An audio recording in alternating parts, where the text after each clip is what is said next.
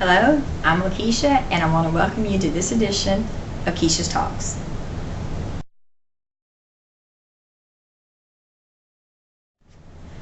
Well, now that I've emerged from the void of writing, let's talk about the second book that I managed to get done while I was squirreled away doing my thing.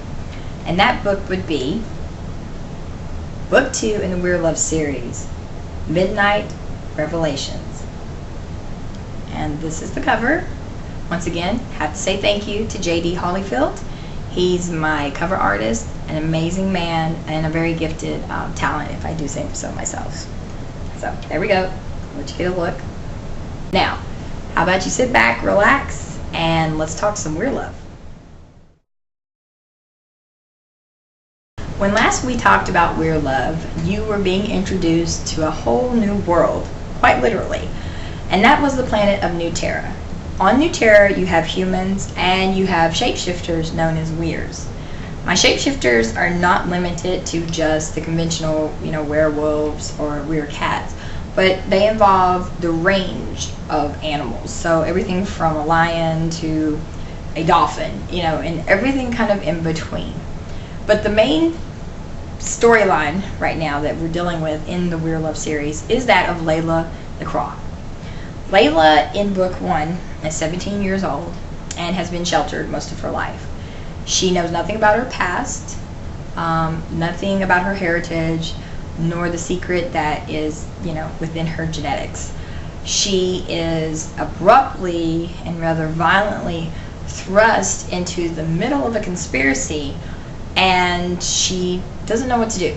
She's looking for a lifeboat, life preserve, something, anything, anyone to, grab onto and help her make sense of the chaos that her life has, turned into. So book 1 deals with the initial learning that there is a secret that everyone else knows and she doesn't. That there is a past going on among the people that she loves and cares for and that matter to her. She's struggling to find herself. She's wanting to break free from the way she is. She's very, very self-contained, very shy, very timid, very, non-threatening as a person. She's also dealing with many issues such as bullying, a father who neglects her and shows her no love, her first romantic relationship, and, and a variety of things in between. So this is the backdrop for the first book, Dusk Conspiracy. Well, we're talking about book number 2, Midnight Revelations. In Midnight Revelations, you're going to see lots and lots of changes, as well as more mystery and more elements of the conspiracy kind of coming together. And then at the end, I shouldn't say at the end, but in this book, there's going to eventually, something's got to give. So Layla's world, quite literally, is going to explode and then rain back down on her, and she's going to be forced to deal with the fallout, with the aftermath. Layla grows up in this book, and I want to take a moment to say thank you to all the readers and reviewers of my novels, especially those that did Werelove. I got some awesome feedback from readers and bloggers and reviewers alike, and it was actually a comment made by a reader that had me, take a really good look at how I was portraying Layla. In the first book, she was very docile, and I think for some readers that bothered them a little bit. And one reader actually had called the character whiny, which I don't think she was whiny. And other people that I talked to didn't think she was whiny. I think maybe it was more of a perception, because Layla kind of did more of a doormat routine. She just kind of laid there and took it. But you're gonna see some changes, and a part of it was because the character needs to evolve. And for those of you that are unpublished writers, make sure you remember that when you're writing, that your characters, you don't want them to stay flat. They need to be truly three-dimensional, so that means they have to change. It doesn't necessarily always have to be drastic changes. It can be little changes. It can be subtle changes. Sometimes it can be in-your-face type changes. But no matter how it works, you do have to change. And the same thing goes for Layla. In book 2, she's questioning more about the things that aren't being said around her. She's starting to become a little more observant. She's, not just taking everything lying down. And that's why I think I had so much fun writing the second book. I mean, I enjoyed writing the first one, don't get me wrong, but I had so much fun with the second book because Layla, you get more sense of her. You see this woman that she can become, peeking through, the restrictions and the bindings that her father is, so desperately trying to enclose her in. You get to see her relationship with Daniel a little bit more. You get to see it blossom. You get to see more of her emotions because she's starting to, let it out instead of being also self-contained. And it was exciting to write this because, I've known people in life that were like that, and I used to be that way. I used to be very self-contained, and then once I got to college, that changed, and I haven't stopped yet. But it was fun writing this for this character because a lot of us, we feel alone, and we're trying to figure out what to do with our lives, especially as teenagers. You feel like sometimes everybody's against you, and you're looking for something to help, and you don't see anything right off the bat. It's the same thing with Layla. She does have her best friend Britta, but there's still moments when, even having that best friend, she doesn't feel like she can tell her best friend everything. And we're all like that. We've all had moments where, we've had stuff just kind of burning a hole in our heart, and we want to tell somebody, and we know we should get it off our chest, but we just really can't. And that's, this is the type of struggles that Layla goes through in this story. How much do you tell the people that have raised you? How much do you tell the guy in your life? How much do you have to take responsibility for? And when should you? When should you stand up? When should you let it go?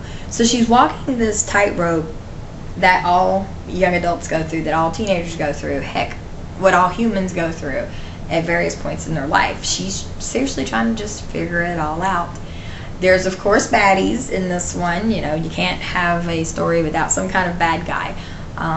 You've got plots within plots. You see more about the bullying that was, shown, kind of briefly in book one. You see escalation of it in book two, and you get to see how she handles it. Does she or does she not resolve it? Well, when you read the book, you'll get to find out. But that's still in there. The issues with her father are still very much, influencing her life. But you see a difference in how she's trying to handle it. There's people around her that are encouraging her. Some, are very much by her side, like Britta, her boyfriend Daniel. And then there's some, like her Uncle Stefan, who are, in the shadows, and they're doing their best to make sure she, navigates life in a kind of safe manner without getting too, banged up and injured in the process. You get to meet new characters as well as keep up with some of the old. Isabella's back. She's the head of the Weir Council, and she kind of has her own little agenda. You have Layla's father, who always has an agenda, whether it makes sense to us or not. He does have one. You get to see a little more of an independence start in Layla, and you see her growing up. It is, after all, her senior year of high school, and she knows she has a lot of choices to make for life after school. So these are kind of like all the things that are going through book two. It also is bigger than book one, which was not something I kind of anticipated. So this book ended up being almost 100 pages larger than the first book. So you have been warned, it is bigger than the first one, but there's so much that had to go in there, to make sense for the rest of the series. I did have some people ask, are you going to finish it? Do we have to wait every year for another book to come out? And Wanda, the answer is no. Wanda is one of my most avid fans, and I appreciate it from the bottom of my heart, so shout out to her. You will not have to wait 3 more years for the final 3 books. In fact, because of the positive feedback and the love all of you guys have shown me, I'm going to do one better. You're going to get the last 3 books next year. So look out for them in the spring, the summer, and the fall. books 3, 4, and 5. So that is my gift to all of you for standing by me, for pushing me, for, you know, giving me that support. Because without you readers, I wouldn't be where I'm at. I also have to take a moment because Werelove was special in a couple of other ways. I actually got to have 3 editors, which is a perk for an indie author, because we have to do everything ourselves when we're indie publishing. You have to, you know, find your own editor, you have to find your cover artist, you gotta do this, and this, which is fine, but sometimes it can be a little difficult. Well, I lucked out this year and I had 3 editors. Lynn Ely, who always is my main editor for everything. You know, she's been with me since the first book. Thank you, Lynn. I love you. Appreciate everything you've done for me. I added Courtney. Courtney was a recommend by my cover artist, because he said, you know, she's really good and she knows her stuff. And yes, she did. And she gave really great reactions and feedback. So Courtney, thank you. Also, last but not least, Alan. Alan I actually worked with in the past, so see, personal connections do help. He's a very meticulous editor. Not that the other 2 aren't, but he tends to definitely break everything down 1 word at a time. So, Alan, thank you for letting me rant, for listening to me rave, for laughing at some of my crazy errors. You know, thank all 3 of you, because without you, I would have been one big mess trying to edit this book myself. But definitely had to thank them. JD, as usual, you're a man with a plan and a man with a mission, and I'm so glad that I get to be included in that. So I had to take a moment and I had to say thank you, just because they're really great people and they deserve to be acknowledged for being my support in getting the book published. So what's up for book 3? I can't tell you. Because it would be a spoiler alert. Come on, y'all. Really? So what I want you to do is go read book 2. Send me feedback. I mean, even if you hate the book, send me feedback. I learn from what you say. I'm glad I got to talk to you guys. I'm happy I got some vlogs in for this year.